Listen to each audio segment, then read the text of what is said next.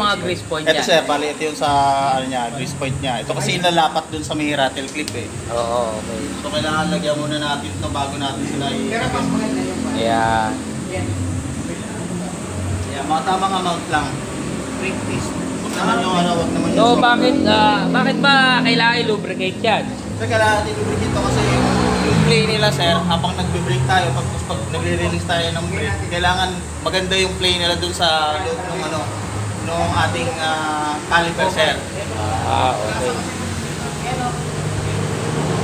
Pag hindi nyo sila nilagyan sir ng gano'n, yung mga grease point niya, so may chances na mag-ano sila, mag-stack up sila. Pag stack up sila, yun na yung nagkakaroon ng mga issue na may ingay yung mga yung pagbe-brake natin dahil hindi na lubricate yung mga grease point niya. Ayun. So, yun, sabi ni Michael, kailangan daw i-lubricate yung mga grease point ng ating brake system kasi pwedeng mag-stack up. So, lalo-lalo na sa disc brake, di ba Michael? Kasi open yan. Yes sir. Nababasa. So, ano ba yung ginagamit nating pan-lubricate yan? Sir, yung tamang ginagamit natin yan yung kinuha nila sir yung ano eh.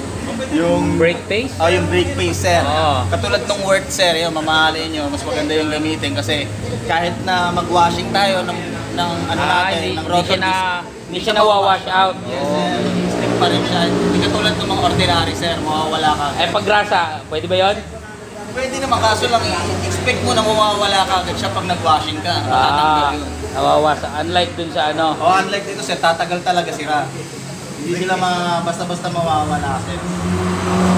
So ano, dyan sa, ano pa yung mga nilulubricate? Dito ba sa, ano, sa caliper na yan, anong mga nilulubricate dyan? Ito sir, pagdating dito sa may sliding pin niya sir, kailangan mo siyang lagyan dito sa may ano, sa labi lang sir, sa labi lang niya sir.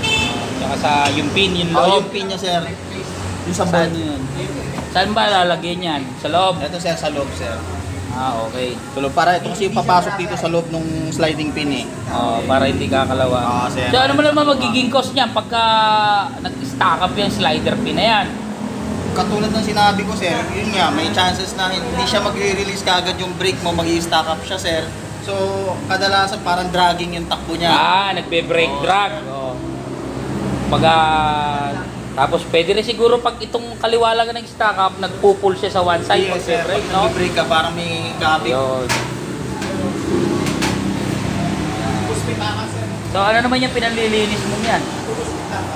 Ito sir, grease na siya. Ang pinalilinis dito sir yung itong brake cleaner natin sir. Yan. Brake cleaner sir, bago nyo siya lagyan ng mga